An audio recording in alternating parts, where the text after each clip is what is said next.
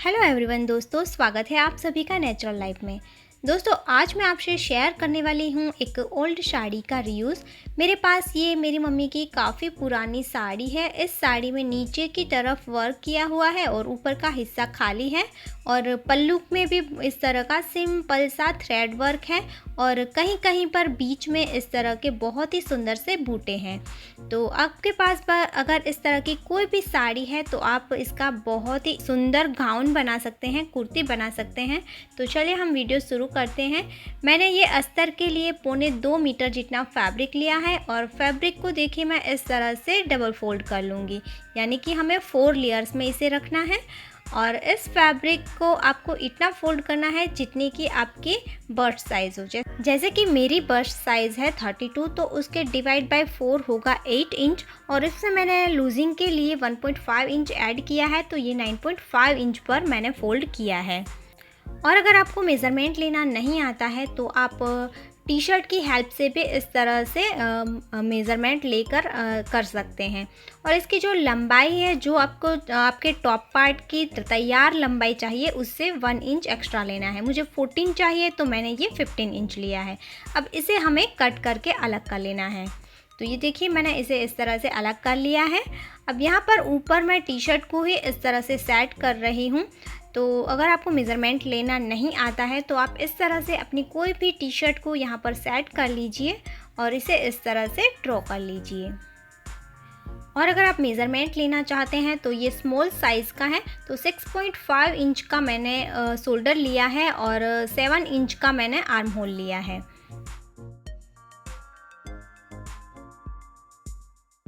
और कमर के लिए नीचे मैंने 8 इंच पर मार्क किया है और बस्ट साइज़ मैंने जैसे आपको बताया वैसे ही 9.5 इंच पर मार्क करना है। अब मैं गले की लंबाई ले रही हूँ 3 इंच और 3.5 इंच मैं लूँगी गले की चौड़ाई। दोनों पॉइंट को मिलाकर हमें यहाँ पर इस तरह से कर्व शेप दे देना है। तो ये हमारा बॉट नेक ड्रॉ हो गया है। अब यहाँ पर हम 1/2 इंच शोल्डर स्लोप देंगे। अब ये हमारी ड्राफ्टिंग हो चुकी है। अब इसे हम कट कर लेंगे। तो ये हमारी कटिंग भी हो चुकी है।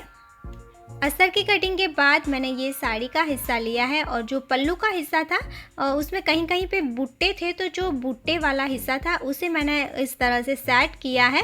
जो अस्तर का फैब्रिक है, आपको जहाँ पर भी बुट्टा सेट करना है, साइड में या मिडल में, तो आप उस तरह से उसे सेट करके ऊपर इस हिस्से को रखिए जो हमने कटिंग किया था।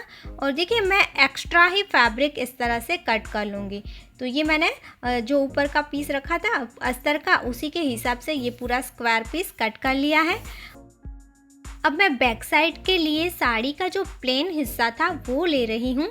तो प्लेन हिस्से के ऊपर मैंने एक और ये जो अस्तर कटिंग किया था हमने, उसे रखा है और उसे भी देखिए मैंने चारों ओर से एक्स्ट्रा कट कर लिया है। अब हमें ये जो आर्म होल और गले की जगह है, वहाँ पर हम इन दोनों को सिलाई करके जॉइंट कर लेंगे। सेम इसी तरह से हम जो हमारा फ्रंट साइड है उसे भी जॉइंट कर लेंगे। और इसमें आपको ख़ास ध्यान ये रखना है कि दोनों फैब्रिक की राइट साइड है वो अंदर की तरफ फेस करते हुए रखनी है। तो ये मैंने सिलाई कर ली है, दोनों को जॉइंट कर लिया है। अब इस तरह से जो भी एक्स्ट्रा फैब्रिक है उसे हमें कट कर लेना है। कट करने के बाद यहाँ पर हमें जो हमारा कर्व शेप है वहाँ पर छोटे छोटे कट लगाने हैं, ताकि जब उसे हम पलटेंगे तो बहुत ही अच्छे से ये पलट जाएंगे और इसकी जो फिनिशिंग है वो अच्छी आएगी। तो ये देखिए मैंने इसे इस तरह से टर्न कर लिया है और यहाँ पर ऊपर भी हमें एक सिलाई कर लेनी है, प्रेस स्टिच कर लेनी है। तो ये देखिए अच्छे से ये हमारा रेडी हो चुका है और यहाँ पर नीचे की ओर भी मैंने ऊपर सिलाई लगा दी है, इन दोनों को जॉइंट कर लिया है। अब जो भी एक्स्ट्रा फैब्रिक है उसे हम कट कर लेंगे। सेम इसी तरह से देखिए मैंने बैक पार्ट को भी रेडी कर लिया है। अब दोनों को हम राइट साइड अंदर की तरफ फेस करते हुए रखकर शोल्डर को जॉइंट कर लेंगे। शोल्डर जॉइंट करने के बाद दोनों साइड को भी हम जॉइंट कर लेंगे। तो ये मैंने जॉइंट कर लिया है। अब जो साड़ी का हिस्सा था वो लेना है और उसमें से मैं जो पूरा वर्क किया हुआ पल्लू का हिस्सा है उसे कट करके अलग कर दूंगी।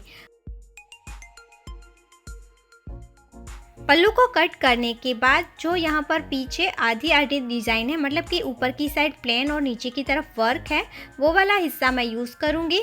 और इसमें से जो ये फॉल लगी हुई है, सबसे पहले मैं उसे रिमूव कर लूँगी। फॉल को रिमूव करने के बाद लगभग मैंने यहाँ पर 2 मीटर जितना फैब्रिक लिया है और बाकी एक्स्ट्रा फैब्रिक को मैं कट कर दूँगी। तो कट करने के लिए ये बहुत ही अच्छा तरीका है कि आपको बस एक धागा खींचना है तो उससे एक सेंटर निकल आएगा, उसी के ऊपर से कट कीजिए तो आपकी साड़ी बिल्कुल भी टेढ़ी मेढ़ी नहीं होगी। और आप ये देख सकते हैं मैंने डबल करके दिखाया है, समथिंग ये 2 मीटर जितना फैब्रिक है। तो ये हो गई हमारे चौड़ाई, जो हमारा नीचे का हिस्सा होएगा, घेरा आएगा उसकी। अब इसकी लंबाई हमें लेनी है तो आप अपने हिसाब से रख सकते हैं। मैंने 26 इंच ली है और इसमें मैं अभी नीचे प्लेट अटैच करूँगी अलग से, तो उस हिसाब से मैंने ये 26 इंच ली है।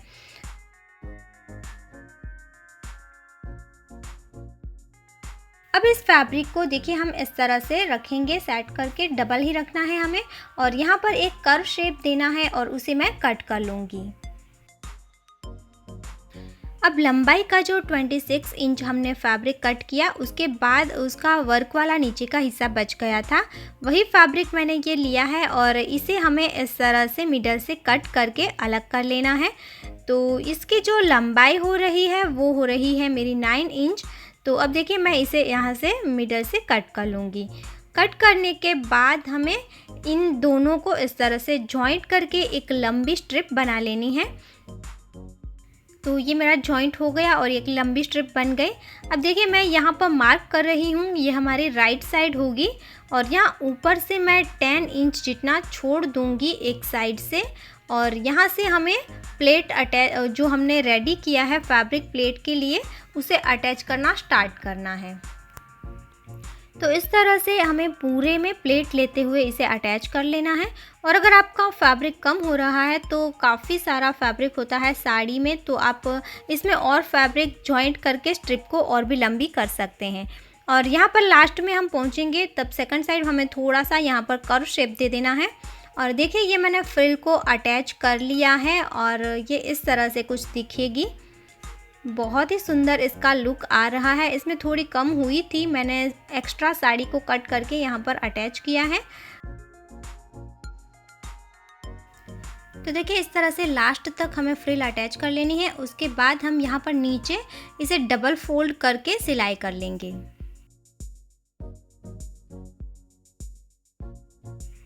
तो ये देखिए मैंने फोल्ड कर लिया है और सिलाई कर ली है। आप चाहें तो यहाँ पर पीको भी करवा सकते हैं। अब मैंने अस्तर का फैब्रिक लिया है और जो हमने ऊपर कट किया था हिस्सा ऊपर के हिस्से के लिए, तो वो मैंने अलग कर दिया निकाल के, थोड़ा कम था। तो अब जो ये बचा हुआ फैब्रिक था वो मैंने लिया है और इसे देखिए मैंने एक साइड से, तो मेरा ये इस तरह की किनारी है तो उसे मैं नीचे रखूँगी और साइड से मैंने ये फ़ोल्ड कर लिया। तो अगर आपकी किनारी नहीं है तो आपको यहाँ नीचे भी डबल फोल्ड कर लेना है। अब इसे मैं फोल्ड करके इसे इस तरह से कट लगाकर इसे 4 हिस्सों में डिवाइड कर लूँगी। अब हमने प्लेट वाला जो घेरे का फैब्रिक रेडी किया था वो लेना है और इन दोनों को हमें सिलाई करके जॉइंट करना है। तो जो ये अस्तर का फैब्रिक है इसे मैं राइट साइड पर टर्न कर लूँगी और इसका जो जॉइंट वाला हिस्सा है वहाँ से हम अटैच करना स्टार्ट करेंगे। अब अस्तर का जो फैब्रिक है वो 1.25 मीटर जितना था और जो मेन फैब्रिक है वो हमारा 2 मीटर जितना था। तो जो भी एक्स्ट्रा फैब्रिक होगा उसे हमें ओवरलैप करना है। तो देखिए ये कुछ इस तरीके से आपको अटैच करना है। जो भी एक्स्ट्रा था ये देखिए इसके ऊपर हमने अटैच करना स्टार्ट किया। उसके बाद जो हमारी कर्व शेप में फ्रिल थी वो ऊपर की साइड आएगी। तो इस तरह से हमें इसे अटैच कर लेना है। तो ये पूरा देखिए हमारा अटैच हो चुका है। अब हमें ऊपर का जो हमारा रेडी टॉप पार्ट है उसे लेना है और उसे हम राइट कर लेंगे और ये जो हमारा मेन हिस्सा है उसे हमें इस तरह से रॉन्ग साइड से लेना है। तो ये देखिए मैंने ऊपर की साइड टर्न कर लिया है और जो हमारा टॉप पार्ट है उसमें भी हम मिडल में दोनों साइड मार्क कर लेंगे। तो ये भी 4 पार्ट में डिवाइड हो जाएगा। दोनों साइड में सिलाई की हुई है और मिडल में हमने मार्क किया है। अब यहाँ पर जो हमने कट लगाए थे 4 हिस्सों में इसे डिवाइड किया था, उसके सेंटर देखने हैं और जो हमने आगे ओवरलैप किया था वहाँ पर जो हमारा जॉइंट था वो हमें मिडल में रखते हुए देखिए ये चारों ओर इस तरह से अटैच करना है। तो जो हमारे कट लगे हुए थे उसकी वजह से यहाँ पर हमें अटैच करने में बहुत ही आसानी होगी। सारे फैब्रिक को हमें दोनों मार्किंग को मिलाते हुए मिडल में प्लेट बना लेनी है। तो ये देखिए कुछ इस तरीके से हमारा रेडी हो चुका है।